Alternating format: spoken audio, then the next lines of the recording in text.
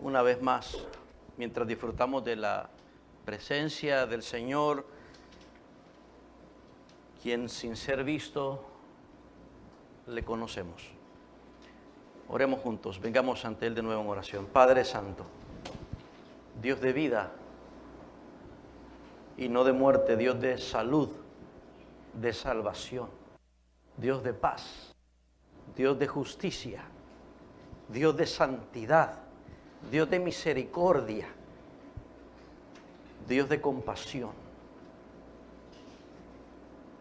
Solo tú eres tal como eres, glorioso en perfección, sublime, hermoso, altísimo. Nuestras almas necesitan de ti, Señor. Y nuestro corazón necesita ser vaciado de la porquería de este mundo, de su basura, de ese residuo de la carne, del pecado. Y nosotros solo anhelamos ser llenados de la palabra no adulterada, de la verdad, que imparte vida, vida eterna. Danos, Señor, la bendición de escuchar tu voz y ser llenados de luz y de verdad. Nuestras mentes ser renovadas, nuestras voluntades ser capturadas y cautivadas por tus pensamientos y tus deseos. Nuestras emociones ser estimuladas y extasiadas por tu fidelidad, por tu gloria, por tu perfección. Oh Padre, aliméntanos y nutre nuestra alma y renuévanos conforme al nuevo hombre que somos en Cristo Jesús. Y al que no tiene vida eterna, impártesela hoy por misericordia. Hazle oír tu palabra, hazle escuchar tu voz, que te oiga, y concédele, Señor, el milagro de la nueva vida por la fe en Jesucristo. Santifica a los que ya somos tuyos. Nos consagramos a tu palabra. Y rescata a los que están perdidos. Que hoy sea su último día de muerte espiritual. Y sea exhibida tu gracia salvadora a través del mensaje tuyo, Padre. Y asísteme en mi debilidad, en mi fragilidad y en mi incompetencia, la cual cada domingo se pone de manifiesto delante de mis hermanos y sobre todo delante de ti, Señor. Abre nuestros ojos del entendimiento y haznos ver tus maravillas y escuchar con el corazón, con ojos espirituales abiertos. De modo, Señor, que este día regresemos a casa habiendo sido renovados y contemplando de gloria en gloria tu majestad. Que nuestro corazón sea restaurado y tu autoridad sea de nuevo validada en todos nosotros como nuestro amo, nuestro Dios, Señor y Rey. Habla, Señor, que te escuchamos por Jesucristo nuestro Señor. Y todos decimos amén y amén. Muy bien, amados, nuestra iglesia ha estado siendo expuesta a lo largo de 12 domingos con a una serie de mensajes en las que el Señor nos ha entregado la oportunidad de hacer una revisión minuciosa, cuidadosa, sentida, genuina, sincera, con respecto a si somos o no somos una auténtica iglesia cristiana. Y si lo somos, ¿bajo qué parámetros nos medimos? Nuestra iglesia debe ser auténticamente cristiana si en el corazón de cada uno de nosotros hay un verdadero compromiso de fe con funcionar de acuerdo a la voluntad de Dios que es enseñada en su palabra, en vez de hacerlo de acuerdo a la voluntad humana. Este es el siglo de las innovaciones, este es el siglo de los avances en diferentes áreas y ramas de la humanidad. Este es un siglo de humanismo. Y la iglesia está rodeada de ese humanismo y está infiltrada de ese humanismo. El humanismo es la idea, la forma de pensar en la que se cree que el hombre es el centro de todo. Que el hombre no necesita a Dios, dijo el hombre racional en la época moderna, y en esta época que ya está simplemente dejando de ser, en esta era filosófica del posmodernismo, el hombre dice, bueno, ¿y si llegásemos a necesitar a Dios? No lo buscaríamos porque al fin de cuentas no sabemos si puede ser conocido. Así que al final continuemos siendo independientes, como todo en nuestra capacidad. Y los eslogans comerciales, los estímulos que nos dan a través de radio, televisión, medios escritos, conversaciones con nuestros iguales en cualquier parte, siempre van orientadas a eso, van orientadas a elevar nuestra estimación, van orientadas a alimentar nuestra suficiencia. Así que no hay organización ni institución que no se crea lo que el mundo ya dice, que el hombre es capaz de todo si se lo propone. Hay que creer en nosotros. Y desgraciadamente ese tipo de influencia humanista, que no es otra cosa que diabólica, carnal, se ha infiltrado en congregaciones, en lo que llamaríamos nosotros una iglesia. Y se pueden notar esos rasgos humanos ahí, la centralidad del hombre, la mano humana y por consecuencia la vanagloria del hombre. Pero una iglesia cristiana auténtica no surge del hombre, no comienza con el hombre ni por el hombre, ni se mantiene por el hombre. Y yo les aseguraría que si nosotros llegásemos a tener bien claro la comparación entre una iglesia que no es edificada por Cristo y una que es edificada por Cristo, las diferencias son tan enormes que si ustedes son auténticos cristianos, huirían de una iglesia que no es auténticamente cristiana. Nosotros estamos más comprometidos con funcionar de acuerdo a la voluntad de Dios según su palabra. Y eso es posible, ser una iglesia auténticamente cristiana es posible si se cumple, como ya hemos estado enfatizando, la única condición para que seamos una iglesia cristiana que está siendo verdaderamente edificada por Dios. Y la única condición es que Cristo la edifique. Cristo la edifique. Yo edificaré mi iglesia. Entonces que Él la edifique, no Pedro. El apóstol Pedro, no fue lo que Jesús dijo, Pedro, edifica tú la iglesia. No los apóstoles. Cristo a través de, por supuesto, hombres. Pero es Cristo mismo participando de la edificación de su iglesia. Entonces, esa es la condición, que seamos edificados por Cristo mismo, la iglesia. Hemos dicho que nuestra buena y sólida edificación espiritual no debe proceder de fuente y capacidad humana. Nuestra edificación y funcionamiento como iglesia cristiana no debe venir de las estrategias humanas, de las ideas humanas, de las opiniones humanas, de los deseos humanos, de los deseos mundanos, de la fuente de sabiduría humana. No podemos ser parte de una iglesia que confía en lo hecho por el ser humano. Aquí en Honduras, ustedes saben, hay una campaña ya de un par de años atrás, excelente campaña, que dice que nosotros consumamos lo hecho en Honduras, ¿verdad?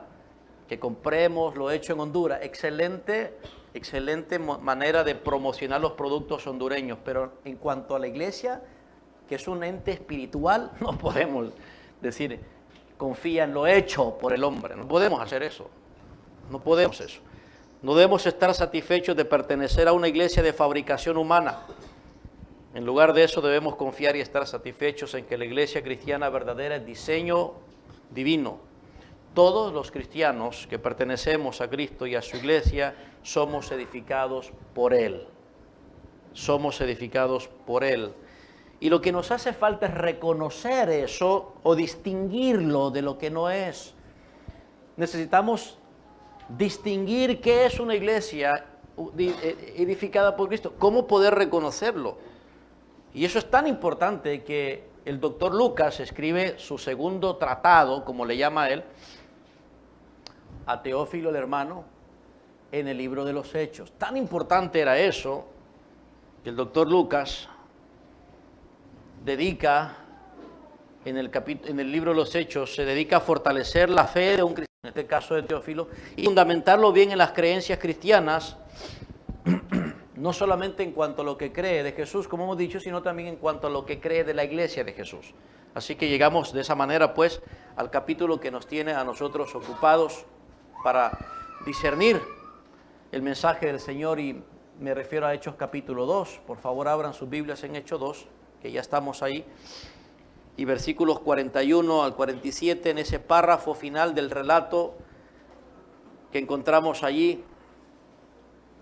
Ahí estamos, versículo 41 al 47, donde leemos: así que los que recibieron su palabra fueron bautizados, y se añadieron aquel día como 3,000 personas, y estos mismos que recibieron la palabra, que fueron bautizados, que fueron añadidos, estos y no otros, perseveraban en la doctrina de los apóstoles, en la comunión unos con otros, en el partimiento del pan y en las oraciones. Y sobrevino temor a toda persona, y muchas maravillas y señales eran hechas por los apóstoles. Todos los que habían creído estaban juntos y tenían en común todas las cosas, y vendían sus propiedades y sus bienes y los repartían a todos según la necesidad de cada uno, y perseverando unánimes cada día en el templo y partiendo el pan en las casas, comían juntos con alegría y sencillez de corazón, alabando a Dios y teniendo favor con todo el pueblo. Y el Señor añadía cada día a la iglesia los que habían de ser salvados. Así es como la iglesia inicia, y así es como la iglesia se mantiene, con el Señor al frente, con el Señor como protagonista, con el Señor actuando, obrando, trabajando, logrando lo imposible. Y el Señor añadía cada día a la iglesia los que habían de ser salvos. Y esos que habían de ser salvos no era gente buena, gente obediente, gente justa, gente recta, gente sin pecado. Gente mala, gente perversa, gente rebelde, gente orgullosa. Es un milagro. Y eso es lo que Lucas quiere resaltar. Teófilo, date cuenta, la iglesia es un producto divino. Es resultado de la obra de Jesús, del Jesús en quien tú crees, a quien tú le has rendido tu vida y le has confiado tu alma para salvación. La iglesia también está en las manos salvadoras de Jesús. Y el Señor mismo, Él y no otro, añadía cada día a la iglesia los que habían cesado. ¿Qué tal, hermanos, eso? Y eso es lo que Lucas quiere resaltar al término del relato. Quiere que el Teófilo se emocione. ¡Ah, es Jesús! ¡Es el Señor! Por supuesto, Teófilo, ¿qué pensabas? ¿Que Él solo se ocupaba de tu salvación personal? Se ocupa de la salvación de todos. La iglesia es de Él. La iglesia es del Señor. Es una iglesia cristiana desde sus orígenes. Entonces Lucas estaba poniendo en este escrito, en este tratado, las raíces del cristianismo de forma tan clara, y utiliza obviamente la historia, se documenta, y entonces ahora nos llega hasta nosotros, hasta el día de hoy nos llega este relato para volver a encontrar la misma verdad universal, el mismo principio teológico. Es el Señor el único que edifica la iglesia. Entonces vamos a continuar esta mañana con la 12ª parte de esta serie de sermones que hemos titulado Siendo edificados por el Señor de la iglesia. ¿Y qué vamos a estar aprendiendo en este pasaje que hemos leído? Recuerden, estamos aprendiendo que la edificación de la iglesia es la perfecta obra de nuestro Señor Jesucristo. Eso es lo que en este relato se extrae como principio teológico, como verdad a la cual tenemos que aplicar en nuestras vidas. Eso es lo que estamos aprendiendo. ¿Y cuál es entonces nuestro papel como cristianos? ¿Cuál es nuestro papel como cristianos? Bueno, venimos a ser los obreros de construcción que han sido contratados, como lo fueron los apóstoles, para seguir las instrucciones del Señor de cómo Él construye una iglesia santa y sin mancha en este mundo. Estamos aprendiendo qué dice la palabra de Dios sobre la obra perfecta de Cristo en la edificación y cómo nosotros participamos entonces de qué papel jugamos. ¿En qué parte de esta edificación estamos nosotros? ¿En qué parte? De eso se trata lo que estamos aprendiendo en este pasaje bíblico. Cristo, como bien lo dicen los apóstoles, tanto el apóstol Pablo como el apóstol Pedro, animando, instruyendo, dirigiendo a la iglesia del primer siglo, estos apóstoles decían continuamente que Cristo es la principal piedra angular o el fundamento y nosotros somos como piedras vivas. El Señor es la cabeza, etcétera. Términos que dan a entender claramente que la iglesia tiene una centralidad en Cristo, de principio a fin. Y nosotros estamos ahí para apegarnos a Él y para funcionar de acuerdo a como Él lo ha decidido hacer. Entonces nosotros somos las piedritas, tal y como le dijo el Señor Jesús a Pedro, al apóstol Pedro en aquella ocasión, donde por primera vez se menciona no solamente la palabra iglesia, sino que por primera vez se conoce y se menciona el plan del Señor con la iglesia. En Mateo, capítulo 18, cuando Jesús le dice al apóstol Pedro, y sobre esta roca edificaré mi iglesia. No sobre ti, Pedro, que tú eres Pedro, y hay un juego de palabras, tú eres Pedro en términos de piedrita. En ti mi iglesia no se puede edificar, eres Pedrito. Pero sobre esta roca, sobre esta montaña rocosa, es lo que le está diciendo. Y esa montaña rocosa no es otra cosa que la revelación de Jesucristo, que Él es el Cristo, el Hijo del Dios viviente. Sobre mí voy a edificar la iglesia. Qué maravilloso, hermano. Y nosotros que nos dejamos fácilmente impresionar por cuestiones físicas, externas, materiales, cuando realmente no hay nada como el mismo Cristo y su revelación. Ahora, ¿para qué estamos aprendiendo esto en el pasaje de Hechos capítulo 12? En lo que concierne a nosotros como iglesia local, estamos aprendiendo esto para comprometernos a ser cristianos que colaboramos edificando nuestra iglesia de acuerdo al plan del Señor, un compromiso asumido desde el momento en que nos convertimos en cristianos, pero un compromiso que debe ser renovado y recordado. En el momento en que nos convertimos en cristianos, nos comprometimos a obedecer lo que Cristo quería, a dejar de obedecer lo que nosotros queríamos. Y en ese momento nuestra vida fue comprada, ya no es nuestra. Nuestros planes, nuestros sueños, todo, a partir del momento de nuestra conversión, perdimos nuestra vida. Recuerden que sin esa condición no hay salvación. Jesús dijo, cualquiera que quiera ganar su vida la va a perder, pero el que la pierda por causa de mí, gana la vida, y es la vida de Jesús. Entonces, hicimos un intercambio. Si tenemos el perdón de todos nuestros pecados, aceptamos el intercambio de que la vida nuestra se acabó y que la vida de Jesús comenzó. Ese es el intercambio glorioso que comienza con la justificación y que continúa con la santificación. Entonces, a partir de ahí tenemos un compromiso, pero a veces lo olvidamos.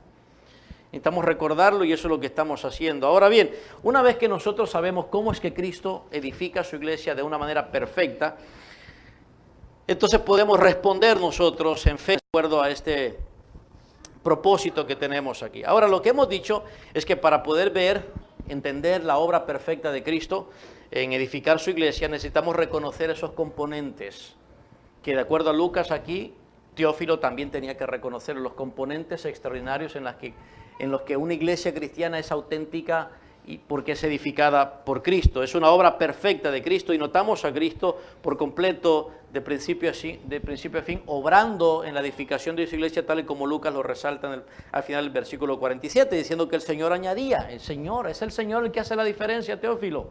Así que cuando te encuentras con un grupo de cristianos, lo que tienes que decir es qué maravilla obra de Cristo. Es el Señor y no otro.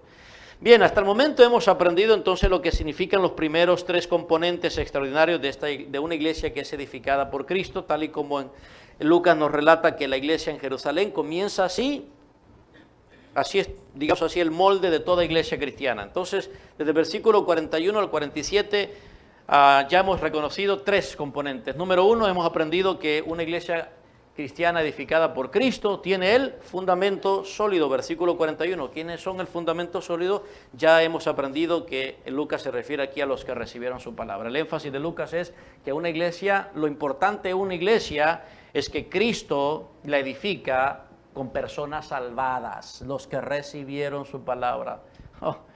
Hoy en día, hermano, ni siquiera eso se sabe en muchas iglesias. Y para muchos ni siquiera eso importa. No importa. A ver, vamos, ¿qué es la iglesia? Todo el que viene es la iglesia, todo. Cualquier persona que está aquí ya es parte de la iglesia. Dice el Señor, y Lucas cuenta, no, los que recibieron su palabra, estos son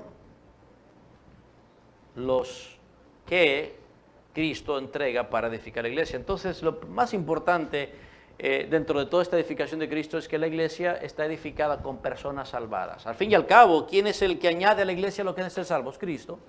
Entonces, Él no añade a la iglesia personas no salvadas, Él añade a la iglesia personas salvas. Añade, agrega, une, junta a la iglesia personas salvas, tal y como ocurrió aquí, sigue ocurriendo todo el tiempo hasta el día de hoy. No es que nosotros agregamos, nosotros hacemos todo lo posible, como muchas iglesias, ¿verdad? Que dice, preparemos todo el programa para salvar las personas. Es que si nosotros no hacemos esto, la gente no se va a salvar. Y no, eso es error. Nosotros no preparamos nada, no preparamos absolutamente nada, no hacemos un espectáculo con el fin de salvar personas. Nosotros simplemente contemplamos lo que Cristo hace y lo hace a través, ¿cómo? ¿Cómo salva y añade a la iglesia? Bueno, aquí nos dice, los que recibieron su palabra, a través de su palabra. En segundo lugar, hemos aprendido que el otro fundamento que nos permite ver la obra de Cristo edificando su iglesia, ¿cuál es, hermanos? Que una iglesia tiene la membresía genuina. Versículo 41, esos que recibieron su palabra fueron bautizados y se añadieron aquel día como 3,000 personas.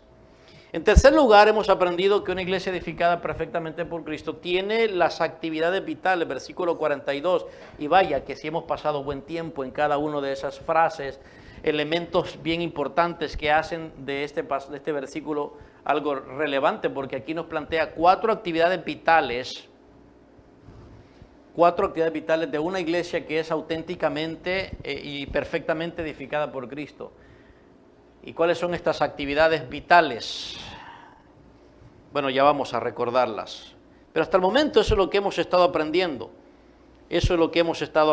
Así podemos ir identificando entonces una iglesia cristiana edificada por Cristo. Hay un cuarto componente que lo vamos a aprender más adelante, cuando nos encontremos ya después del versículo 43 adelante. Ahora, entonces estamos en el tercer componente que tiene que ver con las actividades vitales. Las actividades vitales de una iglesia edificada por Cristo.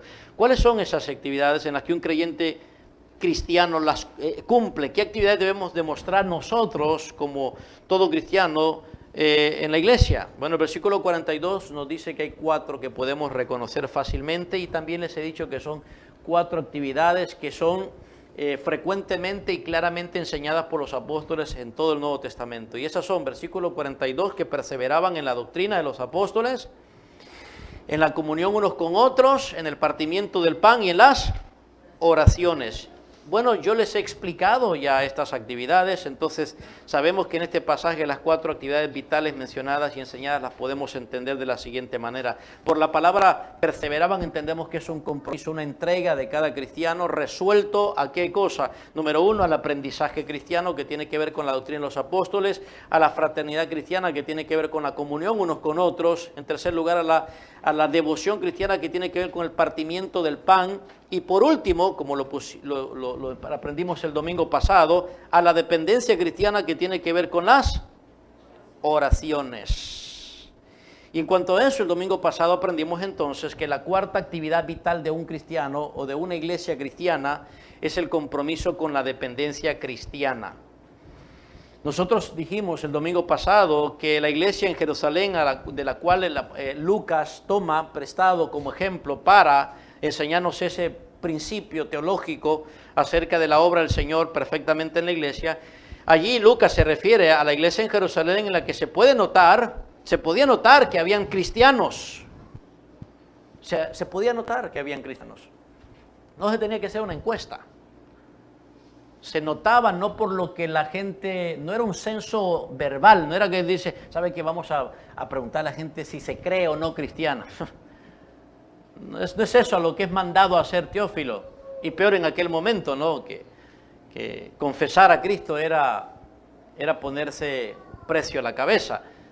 Entonces, no es cuestión de veamos y preguntemos, si la gente dice que es cristiana, entonces es cristiana. No, no, no, veamos qué es lo que hacen y se podrá distinguir que es un cristiano y que es una iglesia cristiana. ¿Qué hacen? ¿Qué hacen? Bueno, esas 4 actividades nos dicen cuál es el comportamiento de los cristianos y particularmente, como aprendimos el domingo, se puede notar que habían cristianos en la iglesia en Jerusalén o en ese grupo de más de 3,000 personas que ahora habían sido salvadas porque oraban frecuentemente a pesar, dijimos, ¿de qué, hermanos? De los obstáculos que tuvieron para eso. Por eso es que el doctor Lucas resalta que la oración de ellos está igualmente bajo el contexto de la perseverancia.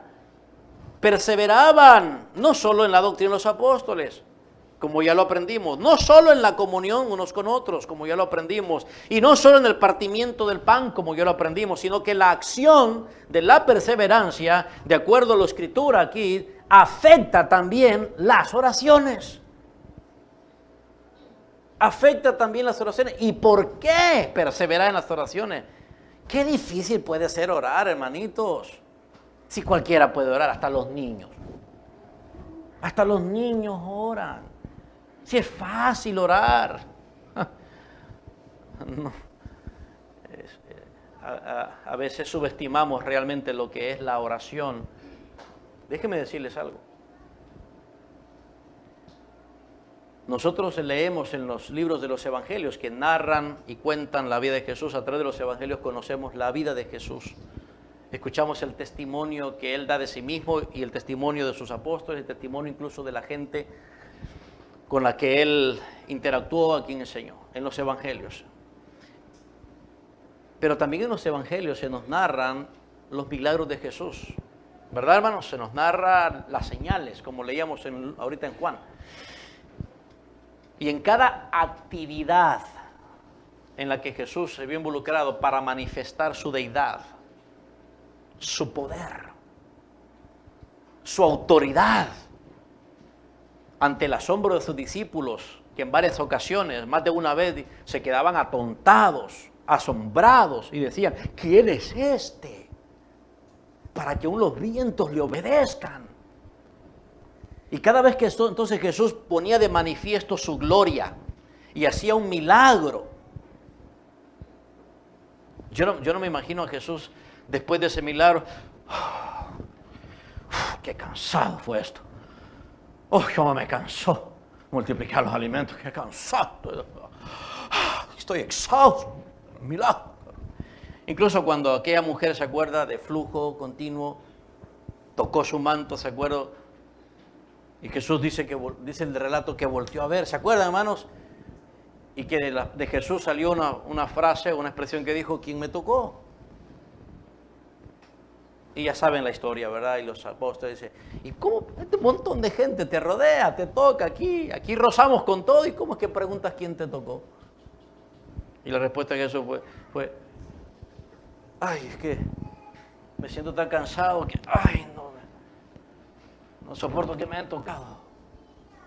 Es que hice un milagro ahorita cuando me tocaron y me dejó sin fuerza, ay, me siento débil. Poder salió de mí. Sé que alguien me tocó porque poder salió de mí. Sin embargo, cuando Jesús ora, ¿saben cuánto le costó orar a Jesús? ¿Saben cuánto le costó orar al Hijo de Dios? Al final de su vida y de su ministerio sabemos que la oración, que el orar, hizo lo que ningún milagro había hecho en él. Produjo en él lo que ninguna actividad, ningún esfuerzo de hacer la voluntad de Dios y cumplir la voluntad de Dios había hecho. Dice la palabra de Dios y nos relata que mientras él oraba en aquella última noche, ¿se acuerdan, hermanos? La oración de nuestro Salvador. renovando su compromiso a entregarse al plan divino de entregar su vida por su pueblo y morir por sus pecados y aceptar la culpa que no merecía, tomar la copa de la ira de Dios. Dice el relato bíblico que mientras él oraba, ¿qué pasaba, hermanos? Gotas como de sangre, una angustia. ¿Quién ha dicho que la oración es fácil?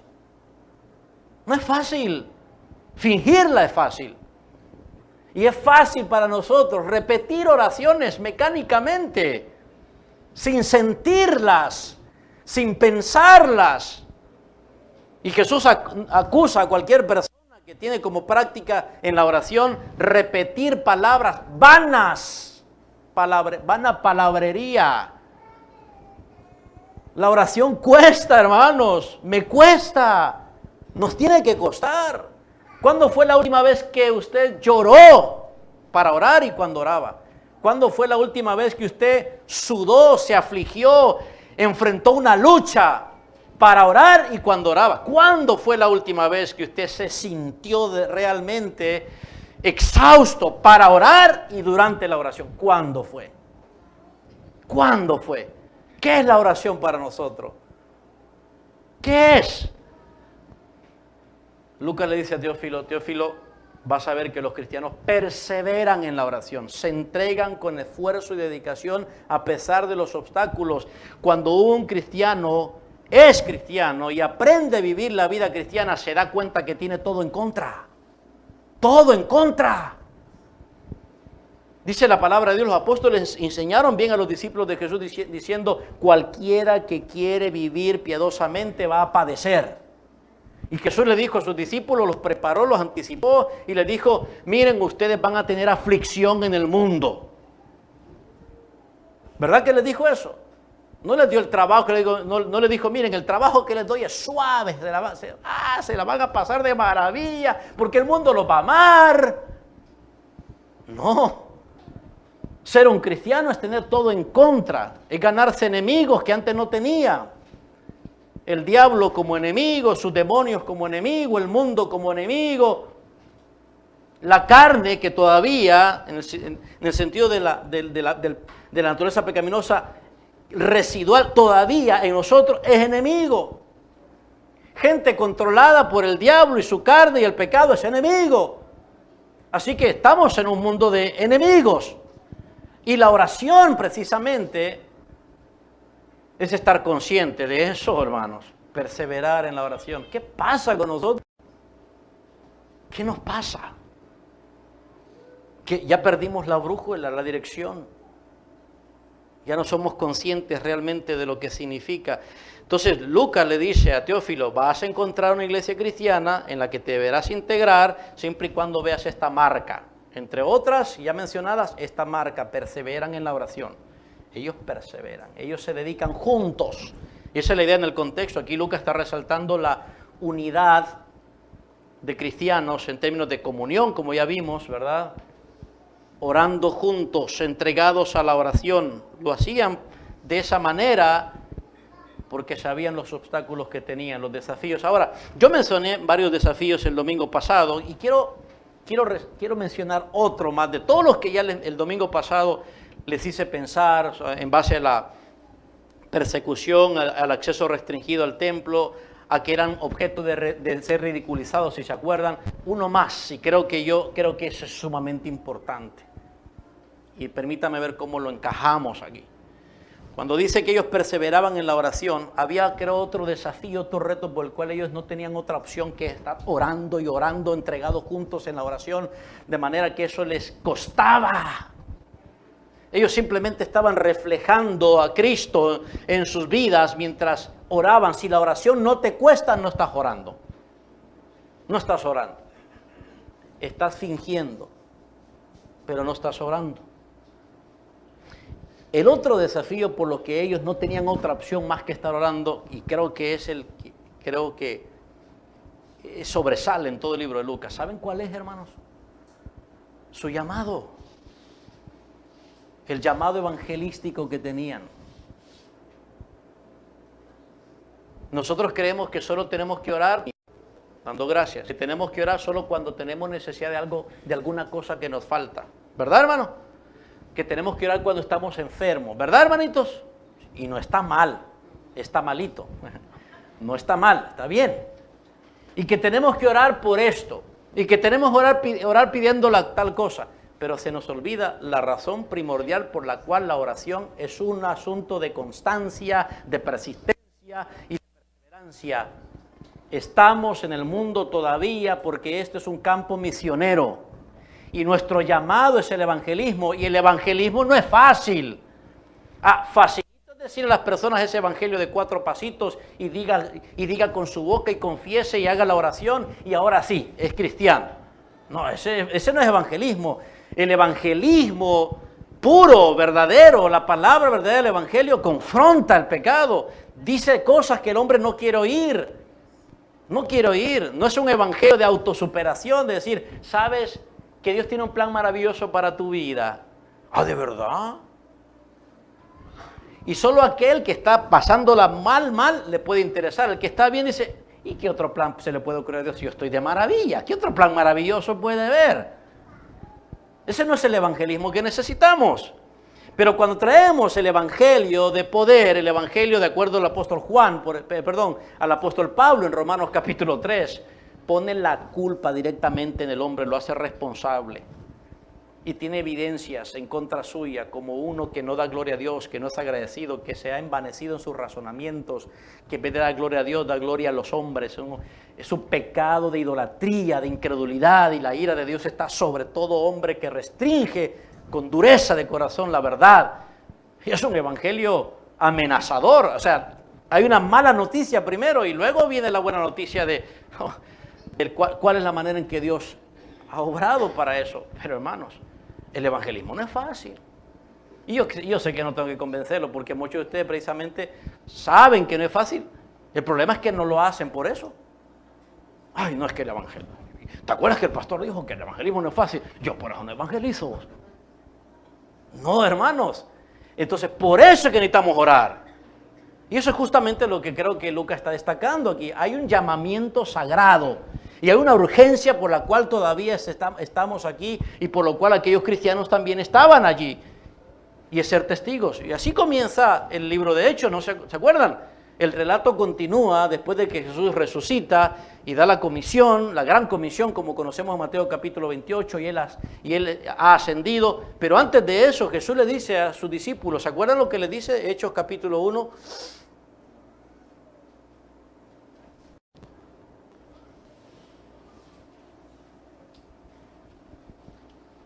Versículo 8, pero recibiréis poder cuando haya venido sobre vosotros el Espíritu Santo y me seréis testigos en Jerusalén, en toda Judea, en Samaria y hasta lo último de la tierra.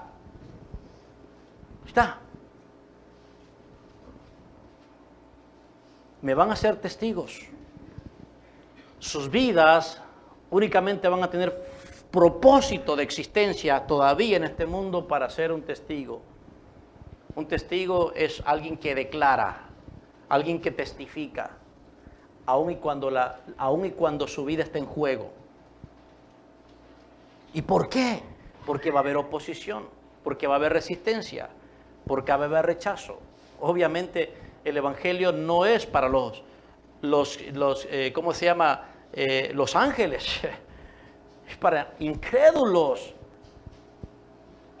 para pecadores como nosotros que amamos más por naturaleza las tinieblas que la luz. Esa es la cuestión.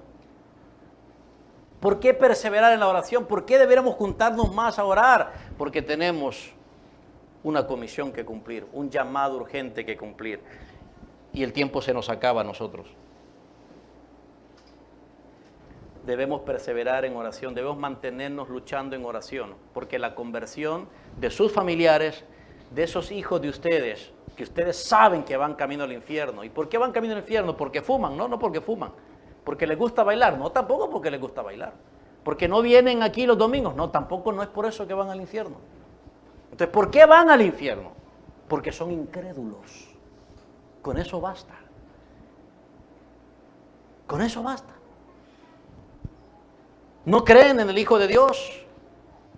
No ha habido arrepentimiento en sus vidas. Creen en sí mismos, creen en su autosuficiencia. Viven independientes a Dios. Creen que incluso pueden creer en Dios sin Jesucristo. Creen que incluso pueden vivir en armonía con Dios sin la mediación de Jesús. Son tan arrogantes que dicen yo creo en Dios y yo todos los días me levanto y oro a Dios. ¿Y qué me dices de Jesús? Y ese no necesito un mediador. Pecado de incredulidad. Claro que necesitas al Hijo, incluso para orar. Por eso los incrédulos mientras oren y oren, no importa lo que hagan, no hablan con Dios. Dios no habla con ellos. Dios no escucha sus oraciones, porque Jesús le dijo a sus apóstoles, y todo lo que pidieres en mi nombre, mi Padre te lo va a conceder. En mi nombre. ¿Y qué significaba eso? En el nombre de Jesús. No, hermanos. La palabra nombre, para todo hebreo, sabe lo que significa. Nombre no es el título como nosotros. ¿Cuál es tu nombre? Y damos el título, ¿verdad?, con el que nosotros nos registramos en el padrón.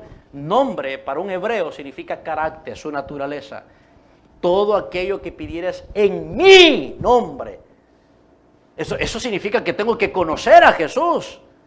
Eso significa que tengo que saber identificar su naturaleza, su carácter, su esencia, su suficiencia, su divinidad como su humanidad, en mi nombre,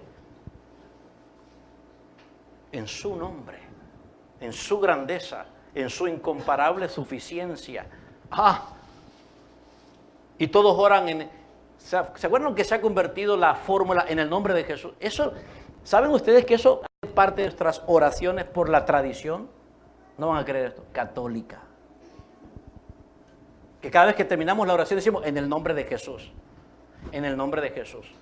Solo modificamos en el nombre del Padre, del Hijo y del Espíritu. No es en el nombre de Jesús que oramos cuando decimos el nombre de Jesús. Jesús estaba usando esa expresión para decir, tiene que haber una relación de conocimiento y experiencia de discipulado conmigo, de fe conmigo. Y todo aquello que pidieres en mi nombre, el Padre lo va a dar. ¿Se dan cuenta de eso? Y nosotros creemos que la oración ante Dios solo es cuestión de, aseguremos de pongámosle ese ganchito, no importa que no seas cristiano, pero si oras en el nombre de Jesús. Es una fórmula mágica. ¿Te fijas qué facilito es orar? Solo tienes que agregar la fórmula mágica. Es como la firma del cheque. Sí. Aunque no lo conozcas, solo pasarle la firma ahí, estamparla ahí, en el nombre de Jesús. Ahí vas a ver cómo Dios. No es eso, no es verdad. Entonces, regresando a la cuestión aquí, en esencia, perseverar en la oración tiene como contexto nuestro llamado urgente a testificar en contra de un mundo incrédulo. Y eso es justamente lo que ocurre poco tiempo después. Notamos a la iglesia orando precisamente bajo ese contexto, bajo esa comprensión y entendimiento de su llamado. Miren conmigo capítulo 4 de Hechos, un poco más adelante. En el relato, el contexto nos dice que el apóstol Pedro y Juan habían sido intimidados por las autoridades judías, prohibiéndoles que hablaran o predicaran de Jesús y que enseñaran de Jesús en el nombre de Jesús. La respuesta de los apóstoles fue obviamente no fue muy obediente, fue insurrecta a la autoridad judía, a la autoridad religiosa. Porque esa autoridad religiosa, como cualquier otra autoridad humana, es una autoridad que no es absoluta, es delegada. Entonces la respuesta de los apóstoles es la respuesta que de ahí todos también podemos aprender a tomar decisiones de esa naturaleza. Cuando las autoridades humanas nos quieren llevar en contra de la autoridad divina. Y observen esto lo que dice Pedro y Juan. Versículo 19, 4:19. Mas Pedro y Juan respondieron diciéndole, juzgad si es justo delante de Dios obedecer a vosotros antes que a Dios. ¿Qué estaban haciendo los apóstoles? Siendo testigos. Y sabían que por ser testigos, por obedecer la voluntad del Señor de ser testigos, sabían que eso les iba a causar problemas y ya están en problemas.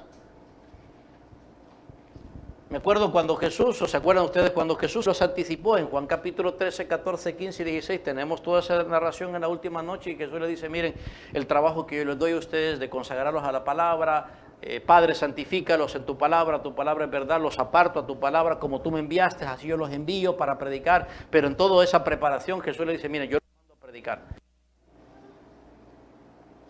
Y el éxito que ustedes van a tener no va a ser por lo que ustedes, no va a ser porque ustedes prediquen bien, ni siquiera va a ser, el éxito no va a ser ni siquiera por el mensaje que prediquen, porque no les va a gustar a la gente. El éxito viene porque el Espíritu Santo va a convencer al mundo de pecado, de justicia y de juicio. Allí va a estar el éxito de su ministerio en la predicación. Pero mientras tanto ustedes van a tener hostilidad, enemistad, van a tener oposición en contra de ustedes. Entonces el hijo tiene que orar por ellos. Padre, guárdalos.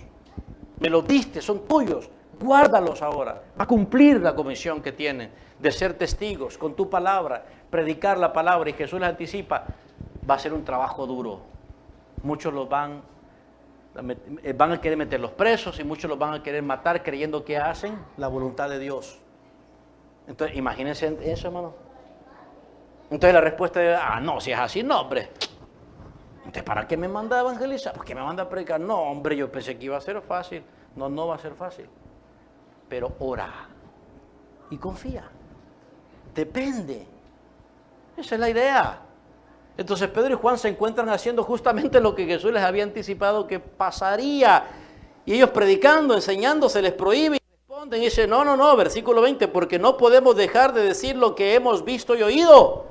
Eso es compromiso con el Señor, eso es compromiso con su evangelio, eso es compromiso con el reino de Dios. Verso 21, entonces ellos entonces les amenazaron y les soltaron, no hallando ningún modo de castigarles por causa del pueblo, porque todos glorificaban a Dios por lo que se había hecho, que en este contexto es la sanidad, si se acuerdan ustedes.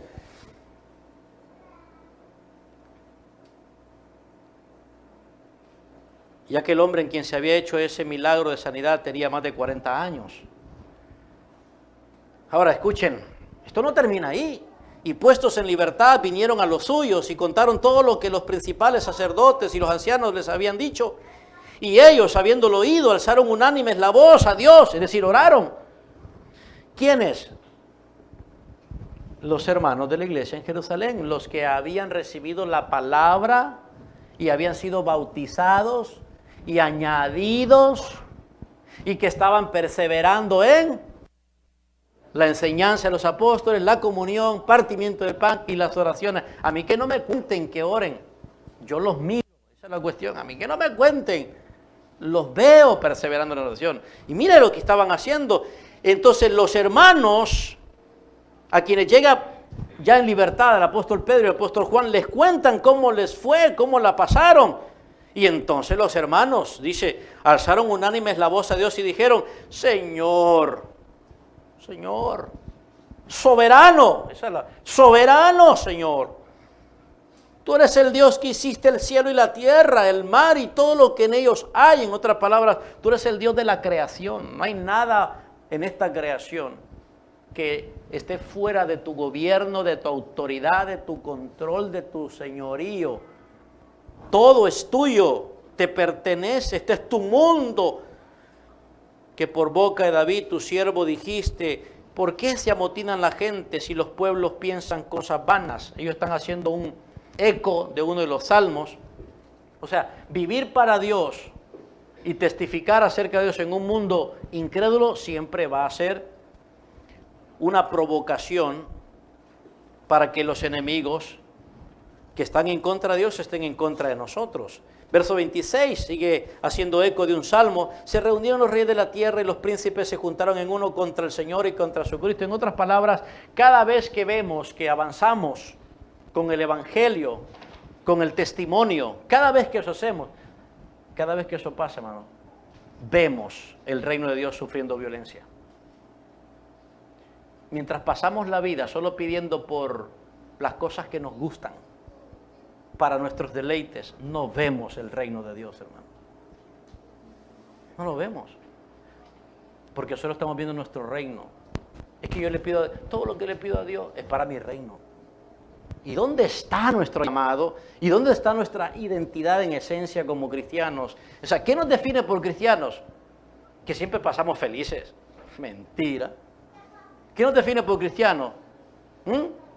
¿Qué nos define por cristianos? Que todo el tiempo andamos con una sonrisa. Mentira. ¿Qué nos define por cristianos, hermano? Que no nos enfermamos. Mentira. Eso es lo que la gente les hace creer. Si te conviertes en cristiano, adiós pobreza, adiós enfermedad, adiós problema, porque ser cristiano es lo más maravilloso. Vieras qué lindo vas a sentir, lo vas a pasar. Mentira. ¿Qué nos define por ser cristiano? ¿Qué nos define?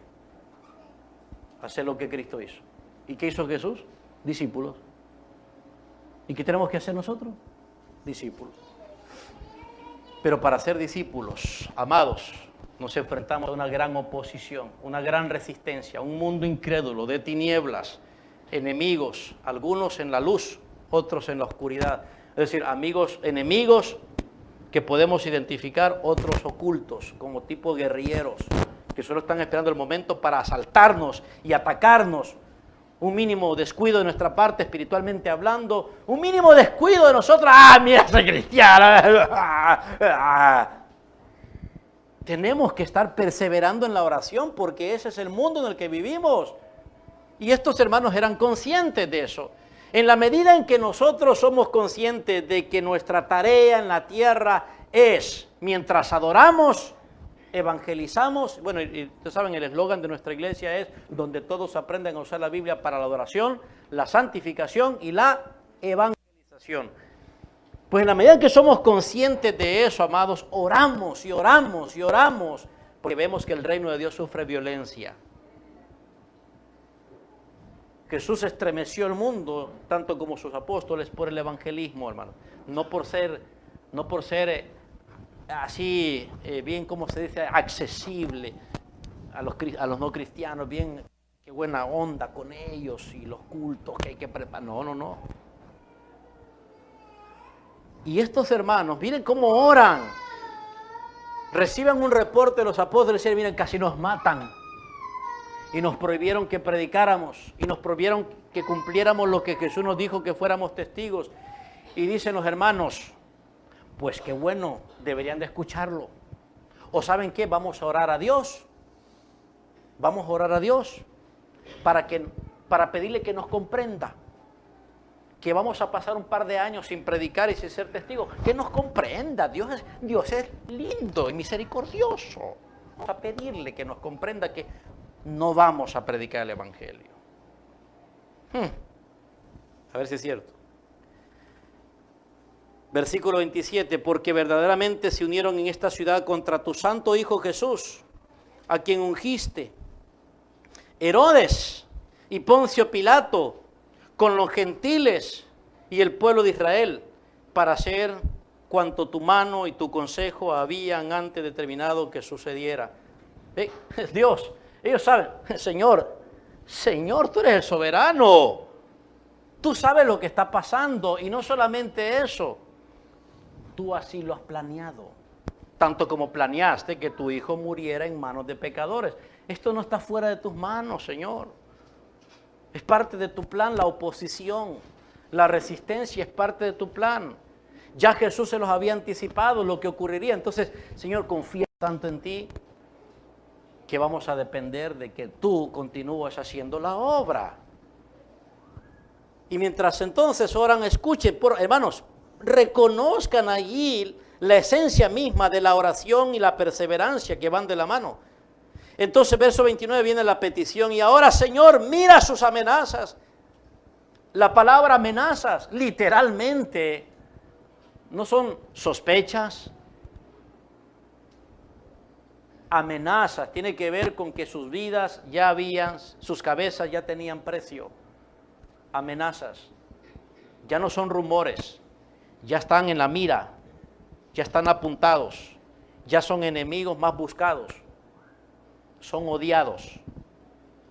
Pocos años después vemos que el odio crece, incrementa el rechazo y la hostilidad, y por eso cartas como la del apóstol Pedro a los hermanos en 1 Pedro, ¿se acuerdan? son necesarias para estimular a los hermanos. De hecho, justo allí, en ese contexto, el apóstol Pedro le dice a los hermanos, miren, les recuerdo a los hermanos, miren, ustedes han sido escogidos, tienen una esperanza. Sigan las pisadas de Cristo, que sufrió injustamente, sufran por hacer la voluntad de Dios. ¿Y qué es la voluntad de Dios? Primordialmente, testifiquen. Den respuesta de su esperanza a los que le exigen. Hablen del Señor, no importa que les cueste la vida. Pedro sabía eso. Y los hermanos también sabían eso. Sabían para qué estaban en el mundo, hermanos. Sabían para qué estaban en el mundo. Por eso sabían qué cosas eran las más importantes por las cuales distinguirse como cristianos. Perseverar en la doctrina, perseverar en la comunión, partimiento del pan y las oraciones. Y en las oraciones porque ellos tenían el contexto correcto y la urgencia. Entonces dice, Señor, mira sus amenazas y concede a tus siervos que con todo denuedo hablen tu palabra. Ahí está. ¿Por qué tenemos que perseverar juntos en las oraciones? ¿Por qué tenemos que perseverar juntos, inclinados ante el Señor con una mirada hacia arriba de insuficiencia, de incapacidad, de impotencia? ¿Por qué, hermanos? Porque ya no me funciona el teléfono que tengo, porque ya no me funciona el carro, porque ya no tengo ropa, la que tengo es del año pasado, yo tengo que estar, no, Señor, te pido ropa para este año. Hermanos, orar esas cosas no cuesta nada. Perseverar en las oraciones es costoso por el alto costo que es vivir cumpliendo la voluntad de Dios. Señor, mira las amenazas. Danos poder. Que con todo denuedo hablen tu palabra mientras extiendes tu mano para que se hagan sanidades y señales y prodigios mediante el nombre de tu santo Hijo Jesús. Entonces, como ven ustedes aquí, la oración siempre va acompañada del hacer. No es que ellos se juntaban a orar. Oremos, hermanos, y no hagamos nada. Oremos.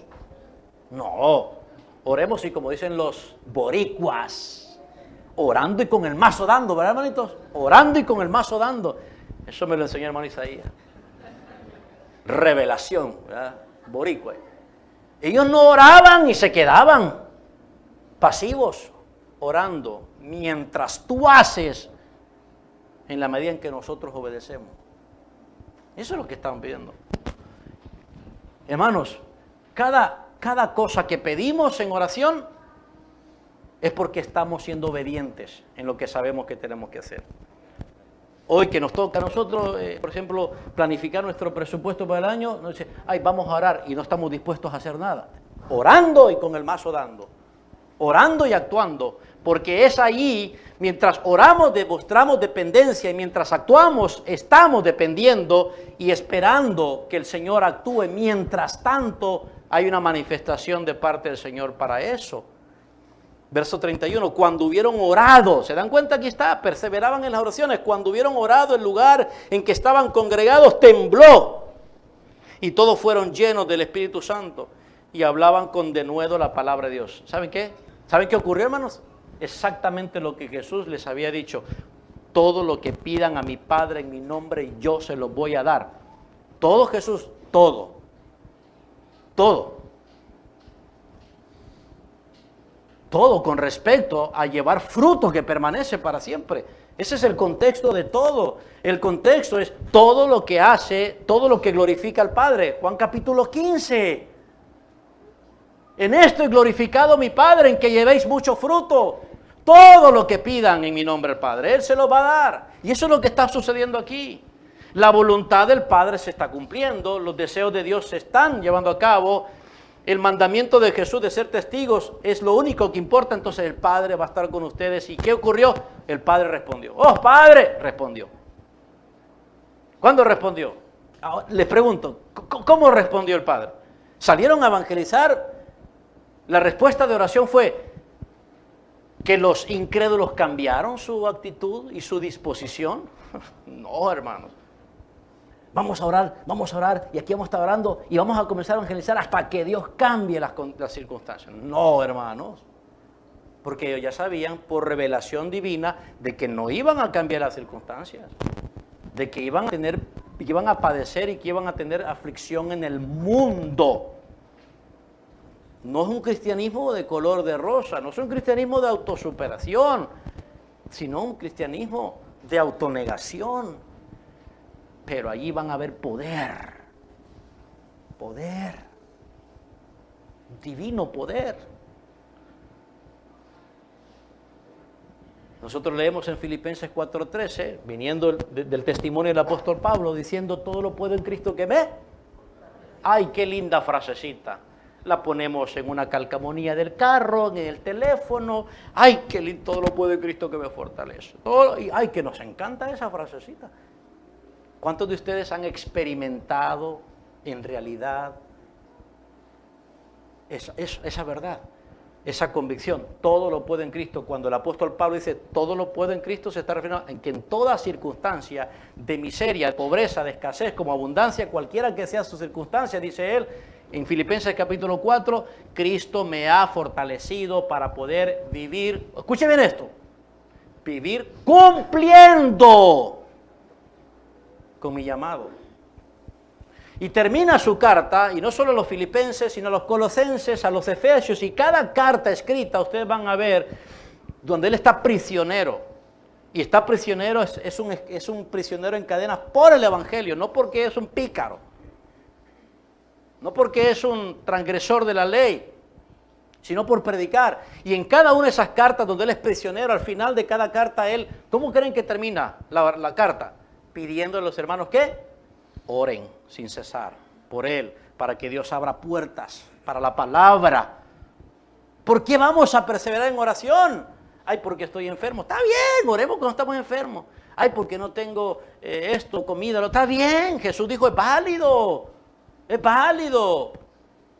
Es claro, oren por el pan de cada día. Sí, es válido. Pero sobre todo, hermano, no olvidemos esta petición para que no entremos en tentación y no caigamos en tentación.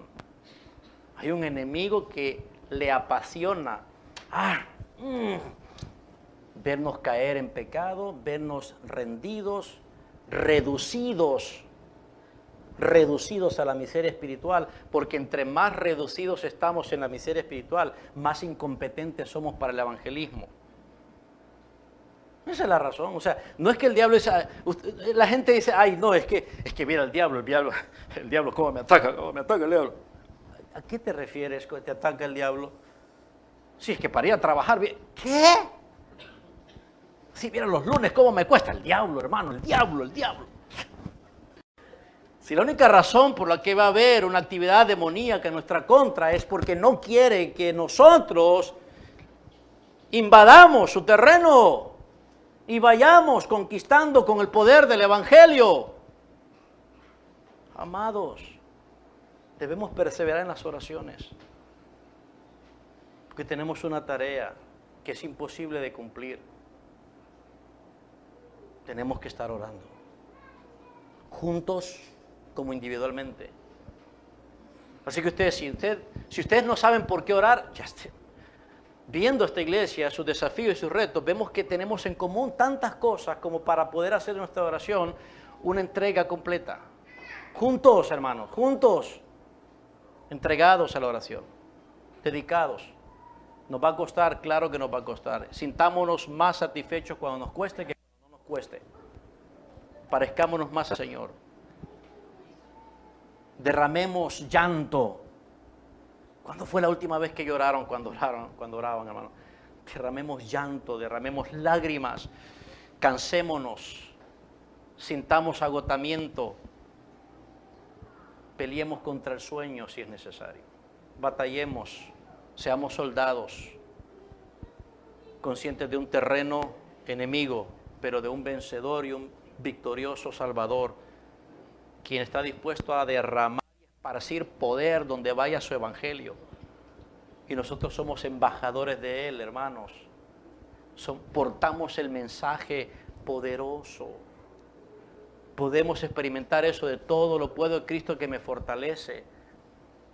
Evangelizar es ver el poder. Tenemos que evangelizar, tenemos que testificar, tenemos que hablar de Jesús. Eso es evangelizar, es explicar lo que Cristo es.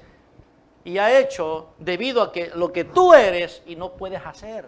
Eso es el Evangelio. Dice el apóstol Pablo a los Efesios, capítulo 3. Miren, por esta causa yo doblo mis rodillas al Padre. ¿Saben lo que está diciendo? Yo me inclino, yo me doblego.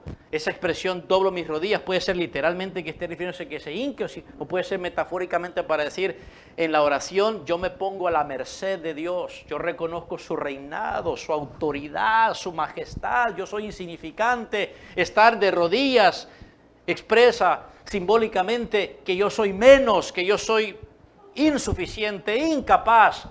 Y yo oro por ustedes. Ahora escuchen lo que dice el apóstol Pablo. ¿Por qué oraba por los hermanos en Éfeso? Y a la vez llamaba a los hermanos en Éfeso a ser perseverantes en la oración. Obscuren esto, capítulo 3 de Efesios, versículo 14. Por esta causa doblo mis rodillas ante el Padre de nuestro Señor Jesucristo, de quien toma nombre toda familia en los cielos y en la tierra, para que os dé, conforme a las riquezas de su gloria, el ser fortalecidos con poder en el hombre interior por su Espíritu. Ahí está. Necesitamos poder espiritual en el hombre interior. No necesitamos más cosas para ser felices. No necesitamos más salud. Porque aún sin salud podemos experimentar el poder en la debilidad. Ver el poder divino. En la pobreza, ver poder divino. Pero no poder para convertir, ¿verdad? ¿Cómo se llama? Un lempira en 1,000 pesos. Poder en el hombre interior. Escuche versículo 17, para que habite. Eso de que habite, el apóstol Pablo está haciendo la petición con ese fin de que habite Cristo. No es que no eran cristianos. No es que está pidiendo que Cristo venga a residir a ellos. La palabra habitar es una morada permanente. La experiencia que se puede concebir cuando alguien vive allí. Díganme una cosa, es lo mismo llegar a una casa que no es su casa, que llegar a una casa que es su casa. Es lo mismo vivir en una casa por tantos días que no sea su casa. No. Mire, bienvenido hermano Rafael, lo vamos a hospedar a nuestra casa. ¿Y saben qué es lo primero que hace? Mire, me lleva aquí, este es el cuarto donde va a dormir hermano Rafael. Mire, por aquí se entra, el baño, si no está dentro, está aquí, hermano Rafael. Cuando quiera salir, véngase por aquí, aquí está el comedor, hermano Rafael. Yo no sé ustedes, hermanitos, pero cuando a mí me ha tocado estar en otra casa, viviendo por cierto tiempo, yo no me ando paseando por toda la casa. No conozco en primer lugar la casa, donde están todas las cosas, y tampoco, o sea, es un sentido de respeto, ¿no? Que uno solo accede donde le permiten. ¿Sí o no, hermanos?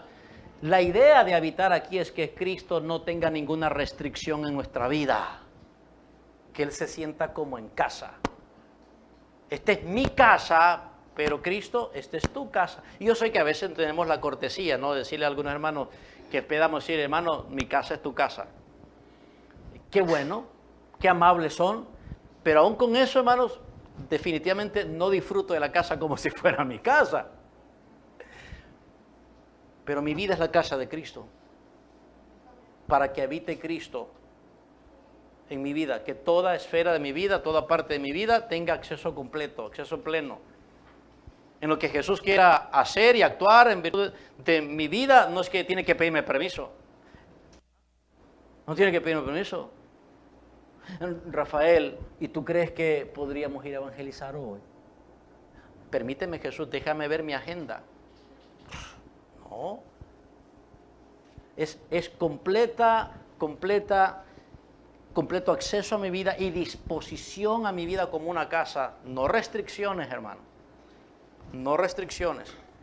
Para que habite Cristo por la fe en vuestros corazones, a fin de que arraigados y cimentados en amor, seáis plenamente capaces de comprender con todos los santos cuál sea la anchura, la longitud, la profundidad y la altura, y de conocer el amor de Cristo que excede a todo conocimiento, para que seáis llenos de toda la plenitud de Dios, y aquel que es poderoso para hacer todas las cosas mucho más abundantemente de lo que pedimos o entendemos, según el poder que actúa en nosotros. A a Él sea gloria en la iglesia, en Cristo Jesús, por todas las edades, por los siglos de los siglos. Poder divino. Eso es lo que necesitamos. Ay, esa persona, viera qué dura esa persona. ¿Cómo voy a evangelizar a mi marido? ¿Cómo voy a evangelizar a mi esposa? ¿Cómo voy a evangelizar a mis hijos? ¿Cómo voy a evangelizar a esa vecina? Que esa vecina es lengua larga, esa vecina. ¿Cómo la voy a evangelizar? ¡Poder divino! Hay que orar y actuar. Perseveramos en las oraciones. Pero no, nosotros no. Díganme, ¿qué pasa, hermano? A menudo somos más dispuestos a actuar sin oración por cosas que nos convienen a nosotros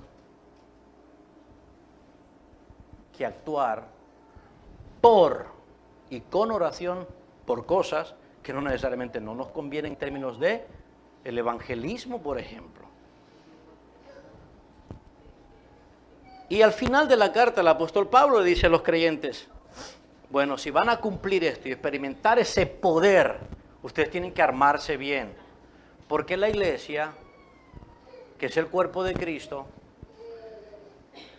y que tiene como tarea principal enseñar la verdad en amor, predicar el evangelio y ver cómo actúa ese poder, tiene un enemigo. Y ese enemigo no son personas. A través de personas se manifiesta ese enemigo y llegamos a...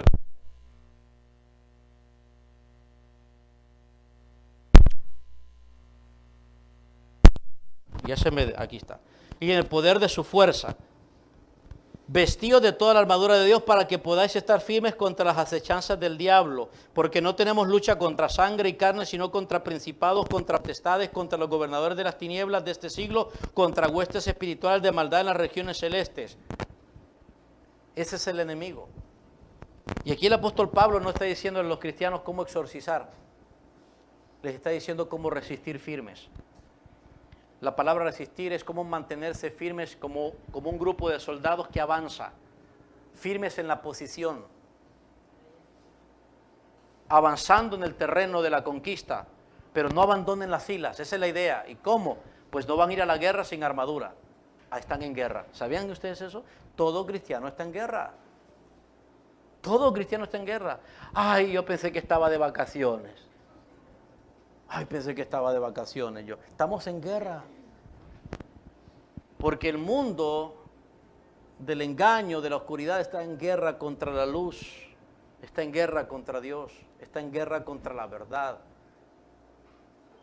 La armadura que necesitamos tiene que ver, el apóstol Pablo menciona, tiene que ver con cada parte de la armadura, tiene que ver con cada virtud del evangelio, con cada actitud que tenemos que tener como cristianos. Todo tiene que ver con nuestra vocación. Somos soldados espirituales.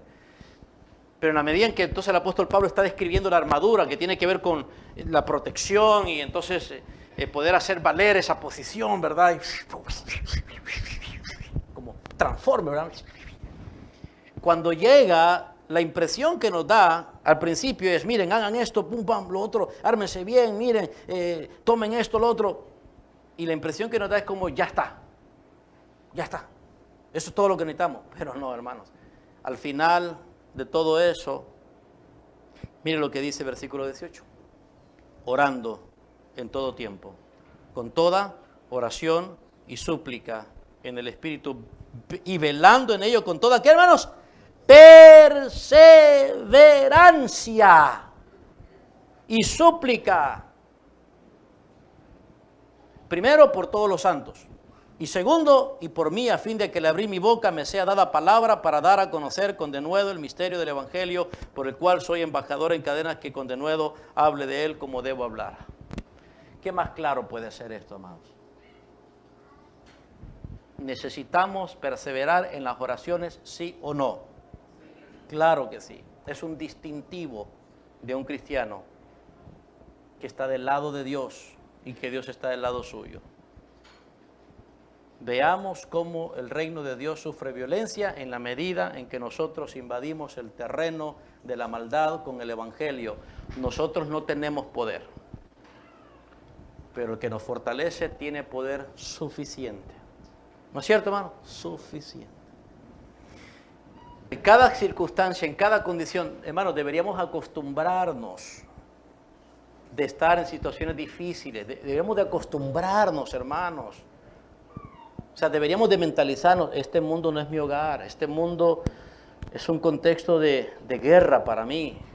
En este mundo yo no puedo andar ahí, no solamente ande, ¿cómo se llama?, con cuidado porque lo van a asaltar. No, hombre. No solamente ande así, como quien dice alerta, porque y más en Honduras, ¿verdad? No, ande más en alerta porque hay una guerra peor, una guerra contra la verdad, una oposición contra Dios y su evangelio. Perseveremos en oración. Y un último detalle que quiero destacar. Cuando pensemos en la oración y en la perseverancia, siempre debemos ligarlo con una situación de adversidad. Siempre. Siempre. Pero tenemos que ampliar nuestro rango de conciencia de adversidad. Como les decía, normalmente nosotros oramos porque estamos enfermos. Ese es un rango mínimo de adversidad, hermanos.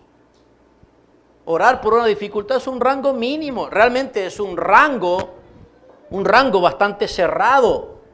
Tenemos que orar conscientes de un rango de adversidad más amplio, que es ese ambiente de gente incrédula. Ese es el rango más amplio de adversidad. El mundo está en contra de Dios y los hombres, por supuesto, restringen con injusticia la verdad. Romanos 1:18. Dios revela su ira contra los hombres que restringen, rechazan con injusticia e impiedad la verdad.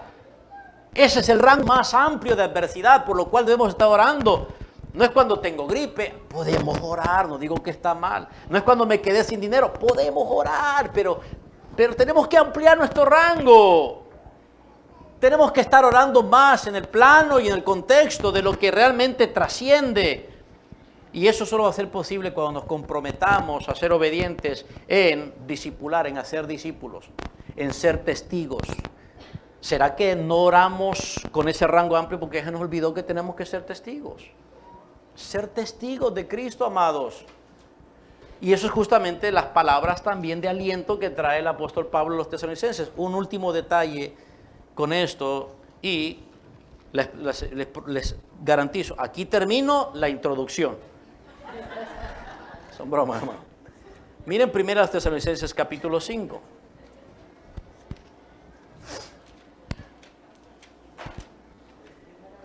Primera los Tesalonicenses capítulo 5. Esta es una iglesia sumisa. Sabemos lo necesario de esta iglesia. El último domingo del año pasado estuvimos ahí escuchando el mensaje del Señor en Primera Tesalonicenses capítulo 1, cómo gloriarnos en la obra de Dios en términos de su salvación. Y entonces vimos ahí los primeros versículos de la primera carta a los Tesalonicenses. Pero llegamos al final de la carta, amados, en el capítulo 5. Déjenme decirles que el apóstol Pablo es bastante tierno con estos hermanos. Y el apóstol Pablo hace una selección de palabras, o sea, su escritura, su mensaje escrito en la epístola revela mucho acerca de la relación que él tiene con ellos. Pero también, ¿saben qué, hermanos?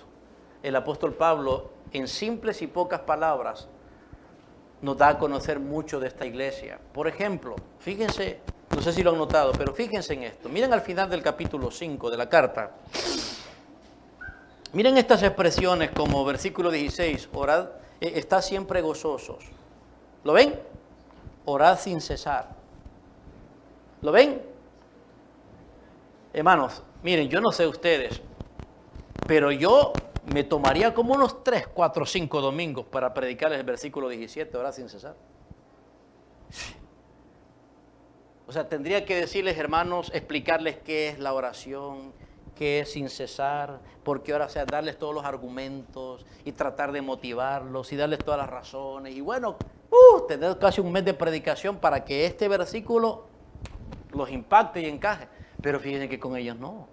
Porque naturalmente sabemos que esto fue escrito originalmente para un grupo de hermanos llamados tesalonicenses, a los que el apóstol Pablo no consideró necesario decirles por qué orar, ni convencerlos, ¿verdad, Barito? Orad sin cesar. ¿Qué sermón ese? Orad sin cesar, punto, se acabó. ¿Por qué no hay explicación? ¿Por qué no hay apelación? ¿Por qué no hay argumento como suele el apóstol Pablo? El apóstol Pablo es argumentativo, nos dice una cosa, luego deriva otra idea, y nos lleva por allá. ¿Por qué aquí no? Le voy a decir por qué. No es necesario. Ellos como lectores originales sabían por qué esas palabras eran directamente aplicadas a ellos de forma clarísima. Orad sin cesar. Lo que el apóstol Pablo está haciendo con ellos es diciéndoles, ustedes y yo sabemos cuáles son sus circunstancias. Ustedes y yo sabemos cuál es nuestro compromiso. Orad sin cesar. ¿Qué estaba pasando con los hermanos en Tesalónica? Solo retrocedan un poquitito. Esta iglesia nace y surge, o sea, desde sus inicios, es una iglesia embestida por el enemigo. Es una iglesia de hermanos que se ganó desde el inicio, se ganó enemigos. Observen lo que leemos en el capítulo 1. Versículo 4, porque conocemos, hermanos amados de Dios, vuestra elección, pues nuestro evangelio no llegó a vosotros en palabras solamente, sino también en poder, en el Espíritu Santo y en plena certidumbre, como bien sabéis cuáles fuimos entre vosotros por amor de vosotros. Y vosotros vinisteis a ser imitadores de nosotros y del Señor, recibiendo la palabra en medio de gran tribulación. ¿Cómo comenzó la conversión de ellos y cómo fue el inicio de esta iglesia? Lo leemos en Hechos 17, pero aquí el apóstol Pablo claramente hace una referencia. Gran tribulación. ¿Saben qué significa gran tribulación? Una enorme presión de adversidad. Una mezcla de circunstancias completamente contrarias a la comodidad, al agrado de cualquiera. Así comenzó su conversión. Y así inició la iglesia, en gran tribulación. Recibieron la palabra en medio de gran tribulación. ¡Wow! Y una vez que comenzó la iglesia y se convirtieron, ¿sabe qué pasó? Cambió la circunstancia. No cambió, empeoró. Y entonces vamos al capítulo 2.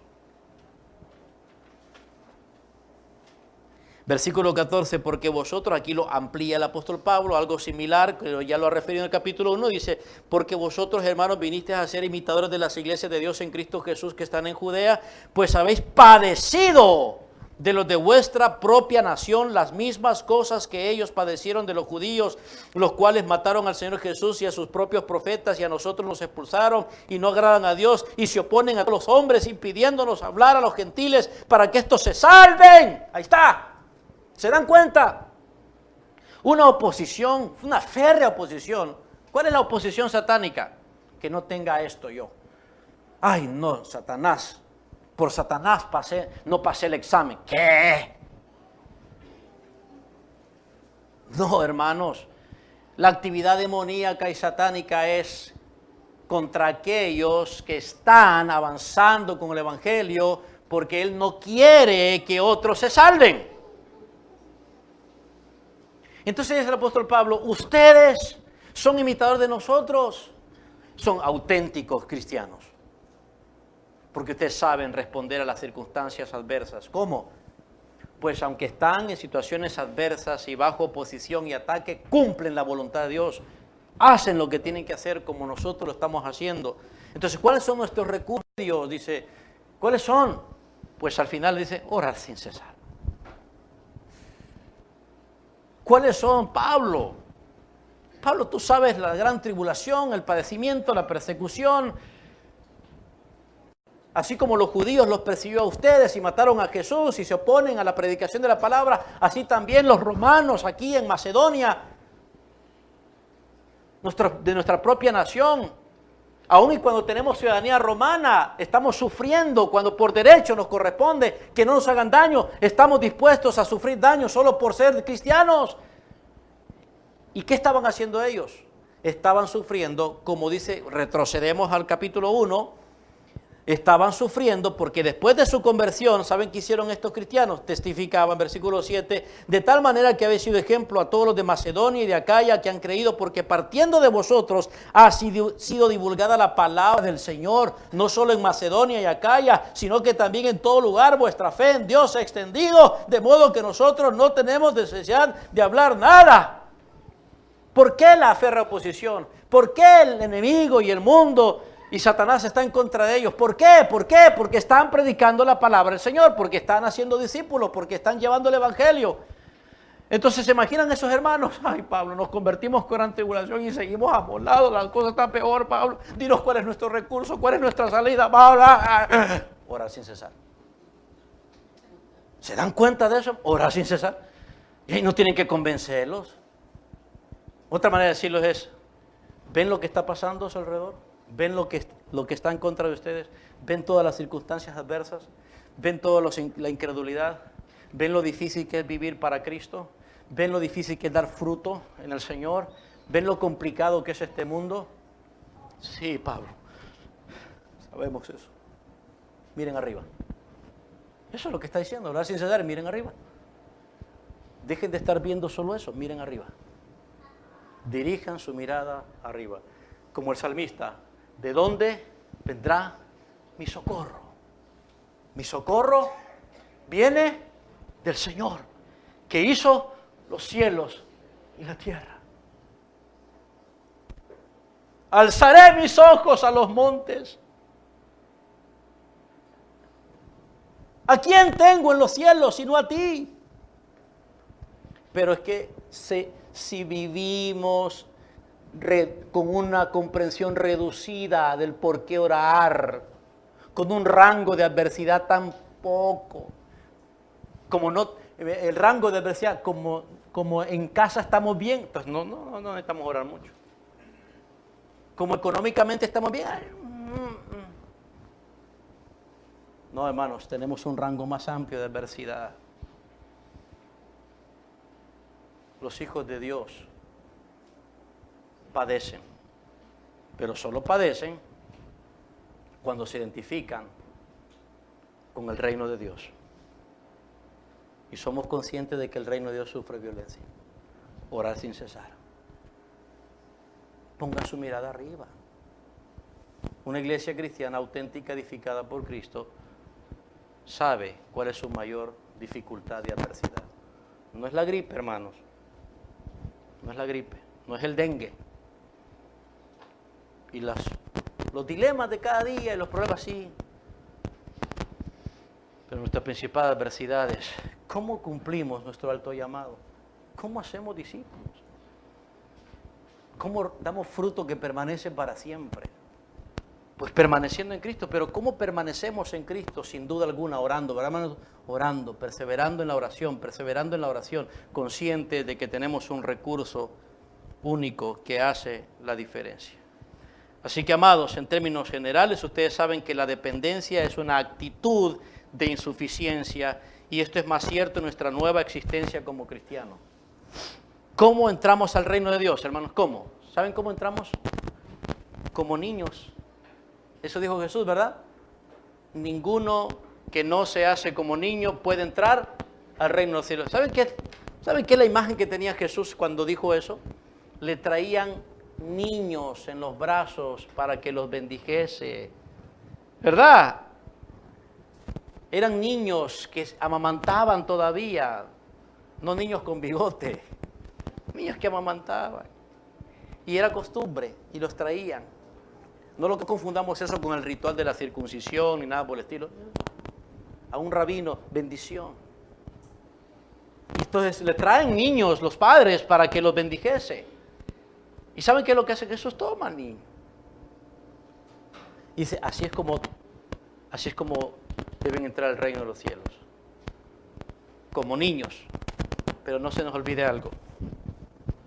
Como niños, en términos tan plausibles, tan, digámoslo así, tan claros como en brazos. ¿Cómo entramos al reino de los cielos? En los brazos del Señor. ¿Cómo permanecemos en el reino de los cielos? Suéltame, Dios, ya estoy grande. ya puedo valerme por mí mismo. Seguimos en sus brazos, amados.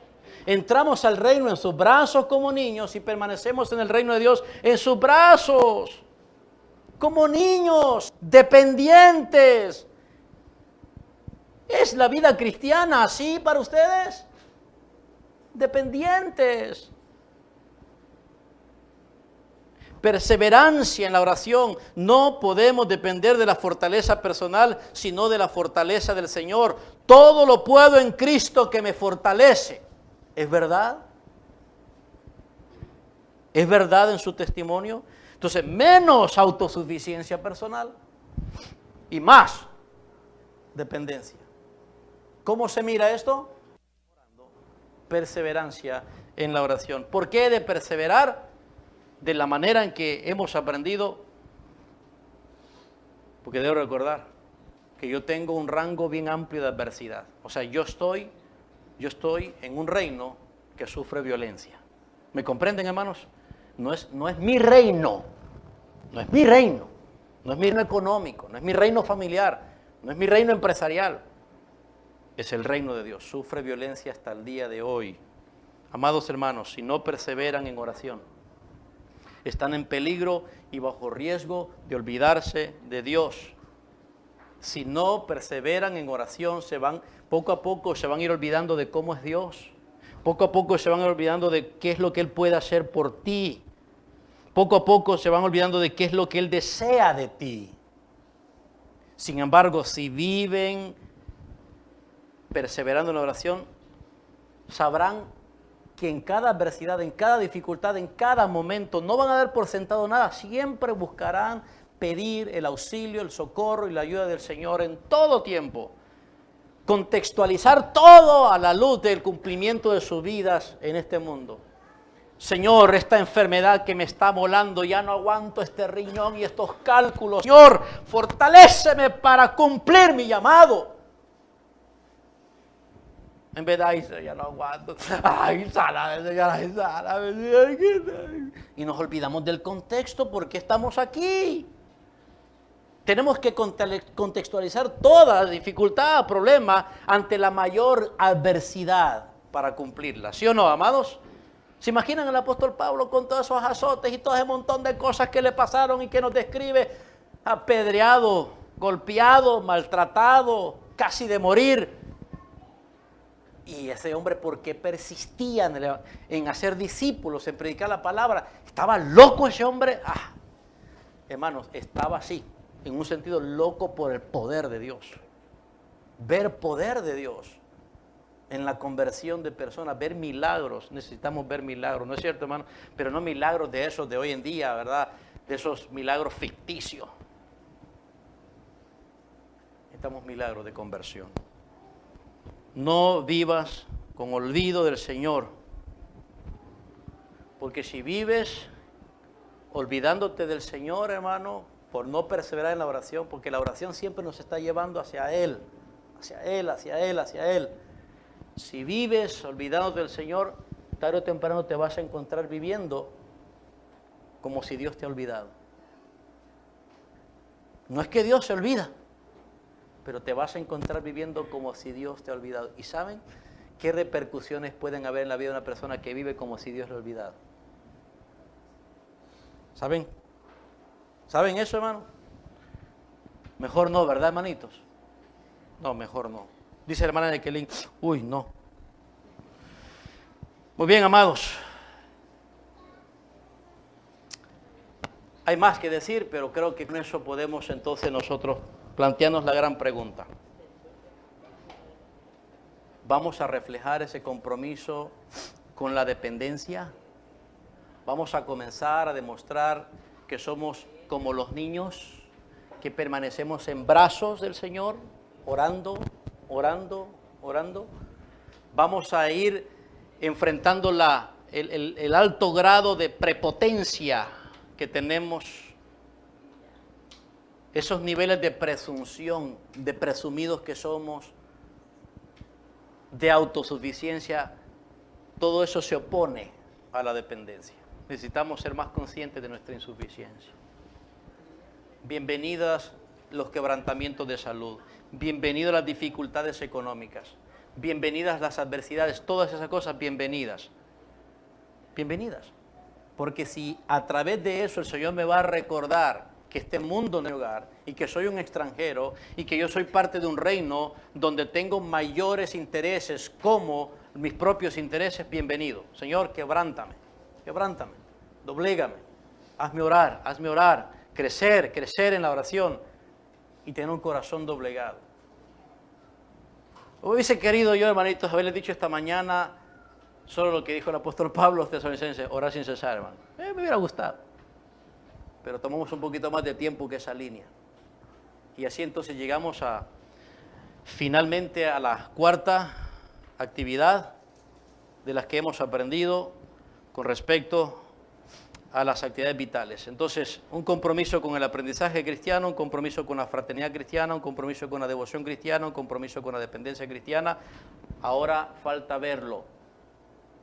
Busquemos las oportunidades para demostrar que esas actividades están presentes en nosotros, amados míos.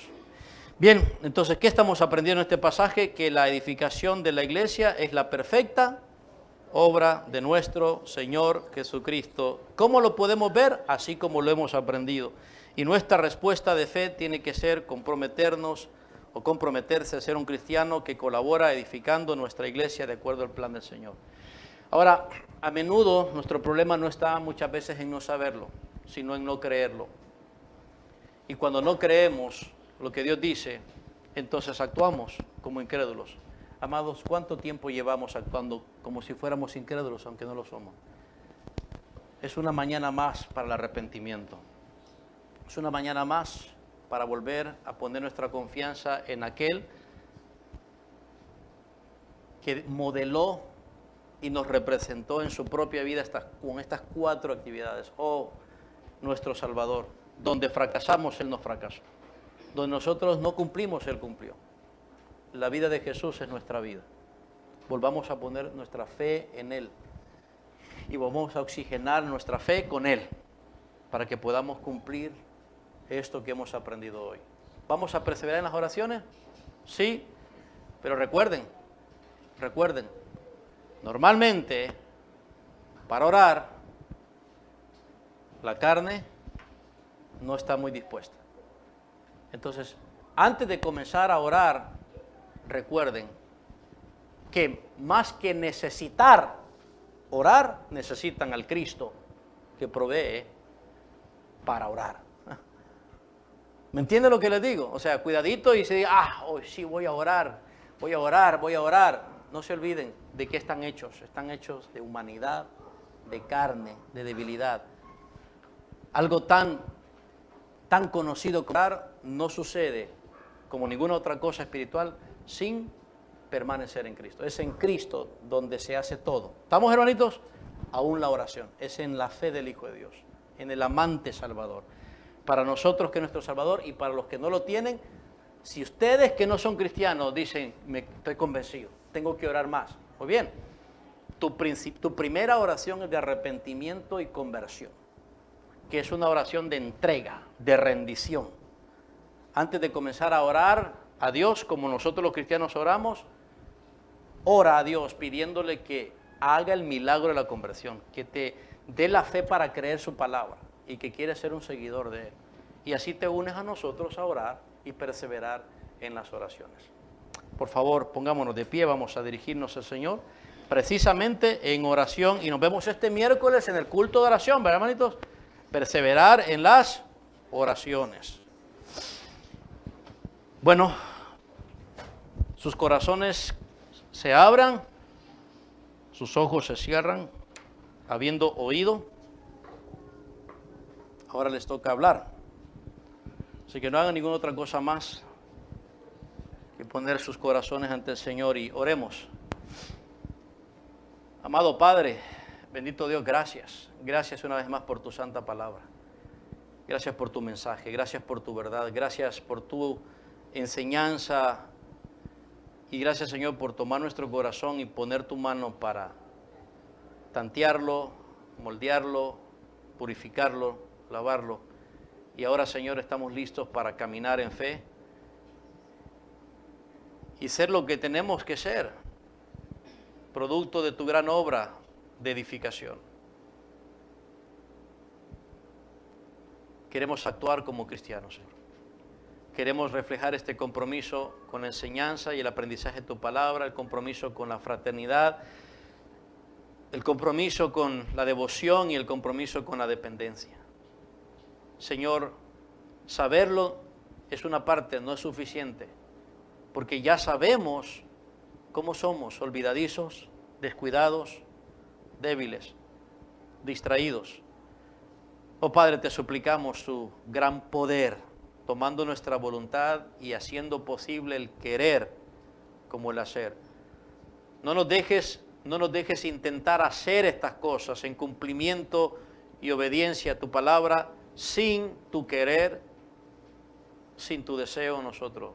Haznos comenzar toda obra buena, primero que todo, viniendo a ti en fe y confiando que tú estás dispuesto a mantenernos con poder, con capacidad para hacer las cosas que tenemos que hacer. Ocuparnos de nuestra salvación a través de estas actividades aprendidas. Engrandece tu obra y sigue perfeccionando y edificando esta congregación y a todas las que están por lo ancho y largo del mundo, hasta el regreso y aparición de tu Hijo en las nubes, en nuestra oración. Señor, que tu obra continúe hasta terminar en nosotros y que a través de nosotros continúe tu obra en el resto de las naciones. Y te pedimos por los que están aquí, que quieren orar y que han sido convencidos de la importancia de la oración a la luz de una adversidad tan grande como un mundo que es enemigo de Dios. Ahora, Padre, que ellos comiencen su vida de oración con una conversión genuina, como un acto de tu gracia y de tu misericordia. Dales el creer, dales el don de la fe, dales el arrepentimiento, dales el volver hacia tu contemplación de Cristo, su gloria y su capacidad de salvarlos, y que confíen en el pago de tu Hijo, y que confíen en su presencia con ellos una vez que son salvados. Esa es nuestra oración. Te damos gracias, oh Padre Santo, en Cristo Jesús. Y todos decimos, amén. Que el Señor les bendiga, amados.